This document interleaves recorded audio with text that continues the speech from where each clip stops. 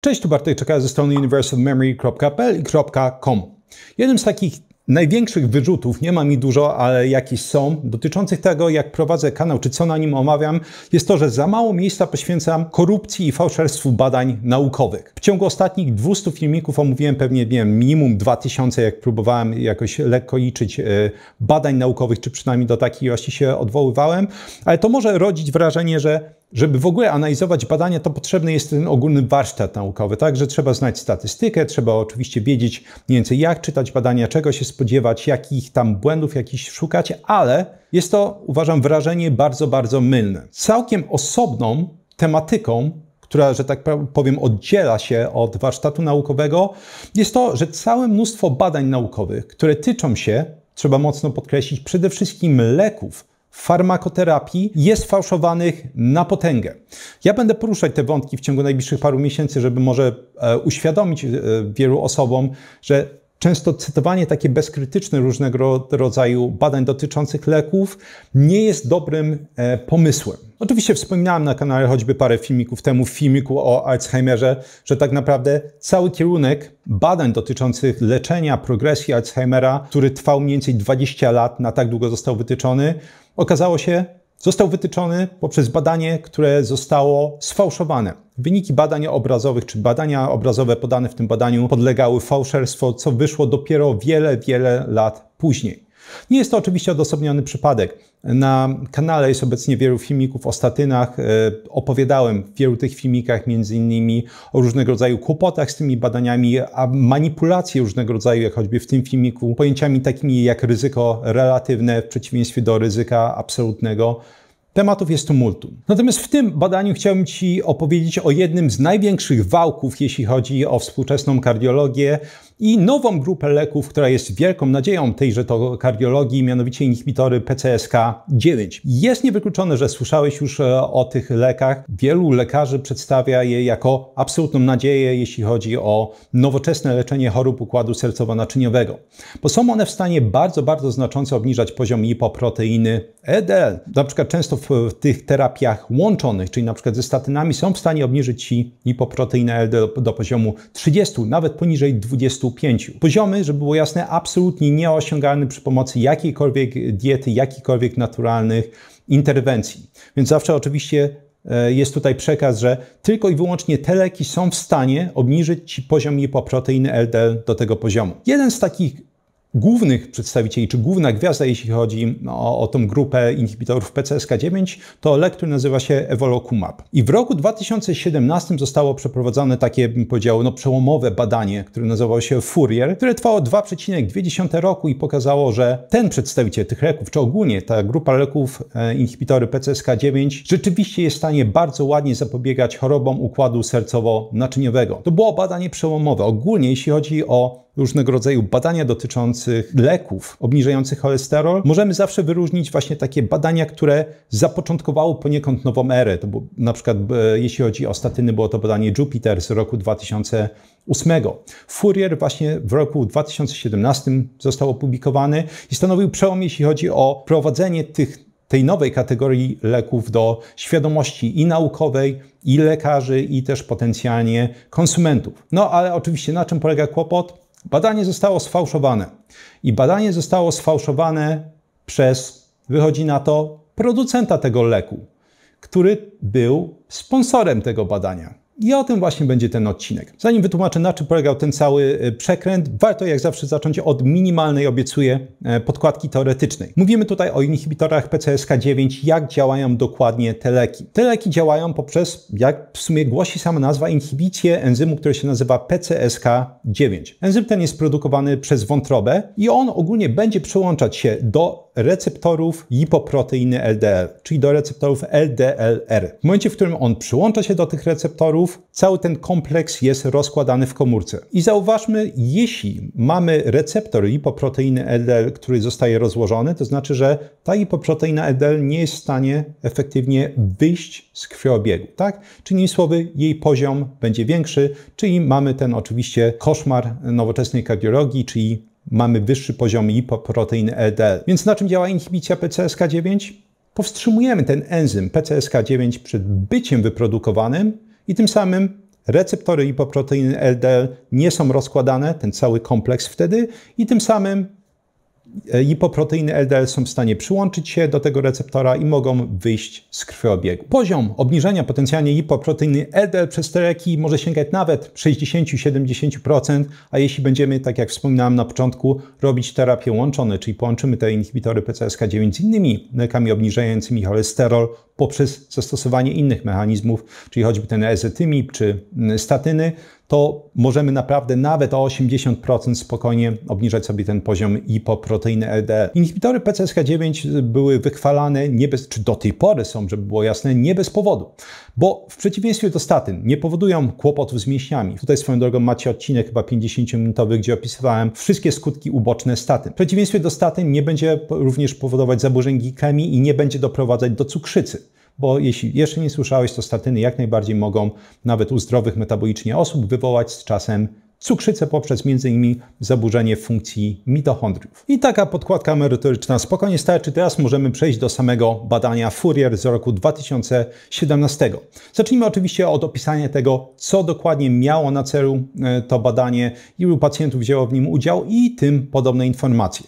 Oczywiście, żeby było jasne, wszystkie te informacje będą pochodzić z pierwotnego badania z roku 2017, a to, co wykazała niezależna reanaliza, to będzie poezja i to będzie oczywiście deser po omówieniu tego badania, więc to badanie traktujemy pierwotne jako obiad, a po nim deserek. W badaniu wzięło udział 27 564 pacjentów z chorobą sercowo-naczyniową o podłożu miażdżycowym. Kryterium włączenia do tego badania to był poziom lipoproteiny LDL równy albo większy niż 70 mg na decilitr mimo leczenia statynami. Interwencja polegała na tym, żeby podawać właśnie ten inhibitor PCSK9, czyli evolocumab w ilości 140 mg co 2 tygodnie lub 420 mg raz w miesiącu i podawanie było podskórne. Grupa kontrolna to była grupa placebo. Obserwowano te dwie grupy, i grupę placebo, i grupę, która dostawała inhibitor PCSK9 przez 2,2 roku.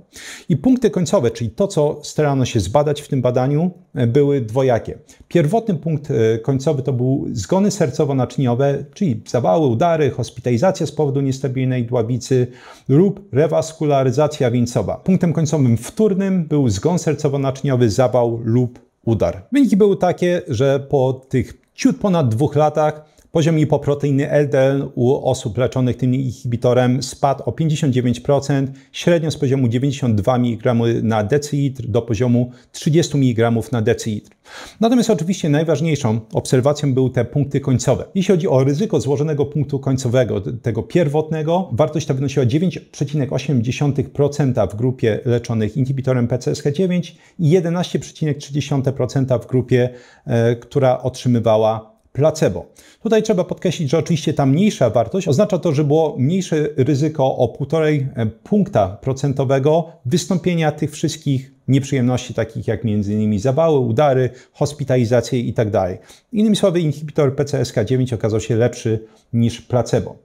Jeśli chodzi o ryzyko złożonego punktu końcowego wtórnego, wynosiło ono 5,9% w grupie osób leczonych właśnie evolocumabem i 7,4% w grupie placebo, czyli ponownie różnica to było 1,5 punkta procentowego. Innymi słowy, znowu inhibitor ten okazał się lepszy. Generalnie badanie kończy się wnioskami, że lek ten był również skuteczny, jeśli chodzi o grupę pacjentów, która już miała niski poziom lipoproteiny LDL, czyli 74. U nich też znacząco udawało się obniżyć dalej ten poziom lipoproteiny.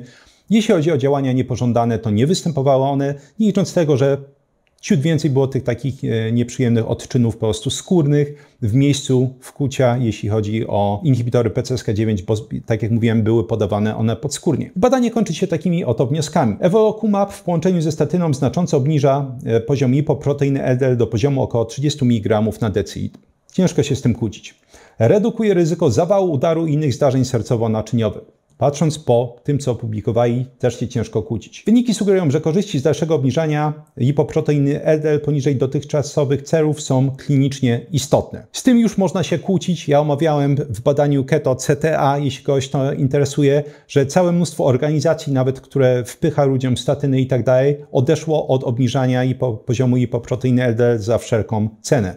No ale trzeba pamiętać, że sponsorem tego badania jest producent tego leku, więc nazwijcie mnie pesymistą albo cynikiem, Ale wydaje mi się, że jest to w interesie producenta, żeby jednak przekonywać, że ten poziom lipoproteiny LDL trzeba obniżać za wszelką cenę. Zjedzone główne danie to teraz czas na deserek, czyli niezależną reanalizę z roku 2021 i zobaczcie, 4 lata zajęło zanim ktoś się dokopał do tego, jaki wałek odwalił producent tego leku i sponsor oczywiście tego badania. W opublikowanych danych oraz materiałach FDA odnotowano, że istnieje rozbieżność sięgająca 41,4% między oceną lokalnych lekarzy prowadzących badanie, a decyzjami Centralnego Komitetu orzekającego, finansowanego przez firmę Amgen, czyli sponsora leku. I tak duża różnica jest niezwykle rzadka w typowych badaniach klinicznych. Trzeba podkreślić, różnica ta rzadko kiedy sięga 10-15%.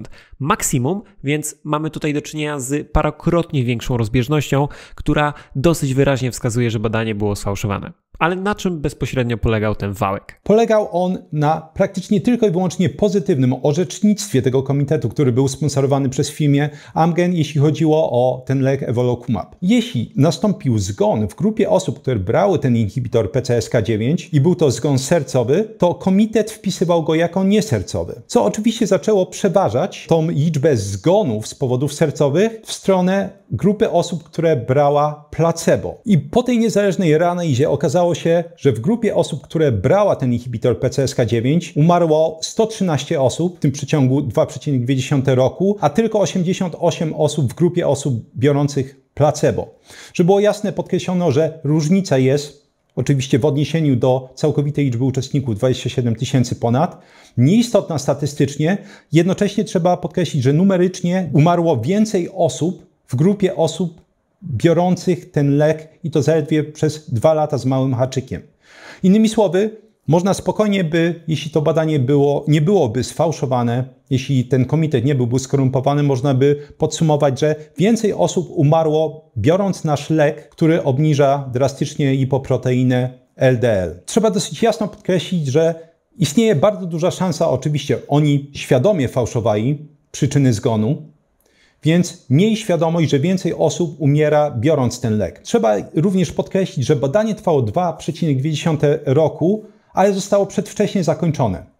I generalnie odtrąbiono sukces, że widać, że lek działa, nie ma co przeciągać tego badania. Tak? Często w takich momentach się podkreśla, że badanie dalej jest nieetyczne, bo więcej osób umiera w grupie, które nie biorą lek, więc one powinny brać ten lek i wtedy to będzie etyczne. Wiedząc już, jak wygląda reanaliza i że więcej osób umierało biorąc inhibitor PCSK9, powstaje pytanie, czy badanie nie zostało przedwcześnie zakończone po prostu, bo było wiadomo, że jeśli badanie będzie trwało 3 albo 4 lata albo 5 lat, to nagle się okaże, że tych osób umrze w grupie osób biorących inhibitory PCSK9 na tyle dużo, że ciężko będzie ten wałek ukryć. I jeśli zastanawiasz się czemu, jeśli ta grupa leków nie ma tych efektów ubocznych, które mają statyny, to czemu to tak wygląda? To jest temat na osobny odcinek, natomiast to, co wiemy już z badań, tak, które wychodziły w ciągu ostatnich lat i które częściowo tak naprawdę nie są zaskakujące, to oczywiście lipoproteina LDL jest częścią naszego układu odpornościowego. W momencie, w którym będziemy tak zaniżać ten poziom lipoproteiny LDL, będzie dochodziło do znacznego zwiększenia ryzyka infekcji. I pokazano to oczywiście w jednym z badań, jeśli chodzi o tą grupę leków. Pokazano, że takie osoby dużo częściej chorują na grypę, takie osoby dużo częściej chorują na różnego rodzaju infekcje nerek, takie osoby częściej chorują na choroby układu pokarmowego. Chichot historii jest tutaj oczywiście taki, że ogólnie częstsze infekcje poprzez to, że wywołują stany zapalne, same z siebie zwiększają ryzyko rozwoju miażdżycy, ryzyko występowania chorób układu sercowo-naczyniowego. Infekcje nie są jakimś odosobnionym bytem, który istnieje w oderwaniu od chorób układu sercowo-naczyniowego. I dla mnie to jest o tyle śmieszne, że kojarzy mi się ze statynami, że statyny są obowiązkowo przepisywane osobom, które mają kłopoty metaboliczne, mają cukrzycę typu 2, a jednocześnie skutkiem ubocznym jest wywoływanie cukrzycy. Jednocześnie wiemy z badań, że cukrzyca typu 2 jest dużo poważniejszym czynnikiem powstawania chorób układu sercowo-naczyniowego czy miażdżycy niż lipoproteina LDL. Więc mamy takie piękną, domykającą się pętlę. W jeszcze innym badaniu pokazano, warto wspomnieć, że inhibicja PCSK9, tego enzymu, jeszcze raz produkowanego przez wątrobę, jest w stanie powodować stany zapalne w śródbłąku tętnic. Owszem, możemy sobie wymiatać lipoproteinę LDL, a jeśli mamy stany zapalne śródbłąka, od których generalnie będą się zaczynały procesy miażdżycowe, coś tutaj jest nie tak. No, zmierzając ku końcowi, który, jeśli chodzi o ten filmik, jest dosyć ponury, warto pamiętać, że jeśli chodzi o badania naukowe, Szczególnie różnego rodzaju nowo wprowadzanych leków, gdzie jeszcze nie mieliśmy czasu tak naprawdę zaobserwować efektów długofalowych, ubocznych, bo dobrze wiemy, że producenci potrafią fałszować na potęgę badania tylko i wyłącznie, żeby odbić te wszystkie pieniążki, które poszły w fazę inwestycyjną rozwoju takich leków, że te badania, które nam często przedstawia się jako dowody, one jak najbardziej mogą być fałszowane. Co najgorsze, szansa na wykrycie tych fałszerstw jest bardzo często minimalna. Tutaj to zajęło 4 lata, to i tak było błyskawicznie. Natomiast pytanie, ile istnieje badań, gdzie wyrzucano pacjentów, którzy na przykład nie pasowali pod profil danego badania, czy zaburzali wynik w stronę negatywną. Wiemy tak naprawdę, jakie machlojki odchodziły, jeśli chodzi o badania nad lekami SSRIs, czyli te inhibitory wychwytu zwrotnego serotoniny. Jaki tam jest ten publication bias, czyli może ten brak obiekcji, jeśli chodzi o publikacje, czyli badania, które pokazują brak skuteczności tych leków, nie są publikowane, są chowane do szuflady. Niesamowicie często nie da się praktycznie takich rzeczy wykryć, albo zajmuje to całe mnóstwo czasu. Warto więc zachować naprawdę olbrzymią dozę sceptycyzmu, jeśli chodzi o przyjmowanie po prostu takie bezkrytyczne tych leków tylko dlatego, że specjalista powiedział, że one są świetne, bo mamy badania, które pokazują to i to. Przypominam nieustannie, statyny są bestsellerem na świecie. Rynek jest wart obecnie 26 miliardów globalnie. Do 2030 ma być wart powyżej 30 miliardów, trylionów tak naprawdę, jeśli mnie pamięć nie myli. Tym samym to nie są jakieś drobniaki, to jest całe imperium finansowe, które jest zbudowane na tej grupie leków i zamiast podejść do tego, wydaje mi się normalnie, jeśli oczywiście to by było wykonalne o pokazywanie tego w badaniach, że dobry lek sam się obroni, to zaczynamy z grubej rury, zaczynamy od fałszerstw, obrzydliwych fałszerstw, które mają wcisnąć całą olbrzymią populację osób i też również lekarzy, którzy będą to promować do tego lejka właśnie. Że to jest kolejna nadzieja medycyny. Jakiś bardziej humorystyczny, żeby przynajmniej był jakiś pozytywny akcent. Zakończenie mogę wspomnieć, że wiemy z badań, że kawa jest inhibitorem PCSK9. Oczywiście w żaden sposób nie zbliża się do obniżania hiperproteiny LDL, jeśli chodzi o tą kategorię leków, natomiast na pewno jest to bezpiecznie i przynajmniej tutaj mamy badania z ostatnich paru dekad, które pokazują, że z tą kawą to jednak tak źle nie jest. Dzięki serdeczne za wysłuchanie tego odcinka. Dajcie mi znać, co o tym sądzicie, o tej grupie leków, jeśli o niej słyszeliście. Ja oczywiście będę jak zawsze obecny w sekcji komentarzy, przynajmniej przez chwilę, żeby odpowiedzieć na jakieś pytania, pogadać i tym podobne. Jeśli chodzi o moje klasyczne ogłoszenia, zawsze daję na koniec, żeby nie zaśmiecać filmika. Jeśli ktoś ma ochotę, to oczywiście może wysłuchać teraz. Jeśli podobają Ci się informacje, które wymieniłem w tym filmiku, to można je ściągnąć w formie łatwo dostępnych fiszek w formie elektronicznej. Formata jest dostępna dla patronów kanału. Patronat kosztuje 40 zł miesięcznie i w tej cenie można sobie ściągnąć fiszki do tego filmiku i ponad 150 poprzednich. Dodatkowo dla patronów jest dostępne forum, gdzie można mi zadawać pytania, jeśli ktoś ma ochotę, oraz sekcja badań tygodnia, gdzie raz w tygodniu omawiam najciekawsze badanie danego tygodnia. Polecam również kurs Vocabulary Labs, czyli jeden z takich moich flagowych kursów, gdzie pokazuję, jak samodzielnie nauczyć się dowolnego języka z dowolnej rodziny języków, ponieważ system, który tam przedstawiam, jest uniwersalny, żeby przestać wydawać non-stop pieniądze na szkoły językowe, korepetycje, aplikacje, fiszki papierowe i tym podobne. Kurs Kuźnia Ekspertów, gdzie z kolei pokazuję, jak samodzielnie opanować dowolną dziedzinę od A do Z, jak uczyć się zapamiętywać, tworzyć głębokie zrozumienie materiałów, wdrażanie suchych informacji w praktykę dla każdej osoby, która po prostu chce mieć dobre oceny na studiach, chce zmienić pracę, ale nie ma jeszcze kompetencji, dla osób, które mają fajną pracę, ale chcą dostać awans i muszą coś tam się poduczyć, może zdać certyfikat, i dla osób takich jak ja, czyli osób, które chcą jak najwięcej zapamiętywać, żeby mieć tego uczucia straconego czasu z tego, co czytają i słuchają. I na koniec kurs o jeden włos za daleko, gdzie z kolei pokazuje, jak zatrzymać i odwracać łysienie androgenowe zarówno u pań, jak i u panów, jak między innymi diagnozować i eliminować telogenowe wypadanie włosu i walczyć z uporczywymi chorobami skóry głowy, takimi jak choćby upierdliwy łupież. Jeśli chodzi o piosenki, bo nie może zabraknąć muzyki, 3 piosenki rockowe w pierwszym komentarzu pod filmikiem, pod piosenkami bonusowa ciekawostka, coś czego nie powiedziałem w odcinku, a uważam za bardzo ciekawe. Pod bonusową ciekawostką literatura naukowa, na którą powoływałem się w tym odcinku. Z kolei powyżej, czyli w opisie, będą linki do różnych rodzajów produktów, które polecam, do kursów, patronatu, a również jest link do mojego newslettera. Jeśli go klikniesz, wyskakuje okienko. Można wprowadzić swój adres mailowy i tam raz na jakiś czas wysyłam artykuły powiązane z tą moją drugą częścią działalności, czyli nauczanie języków obcych, poprawa produktywności, poprawa funkcjonowania pamięci i nie tylko. Dzięki serdeczne za wysłuchanie tego odcinka i do usłyszenia już niedługo w następnym.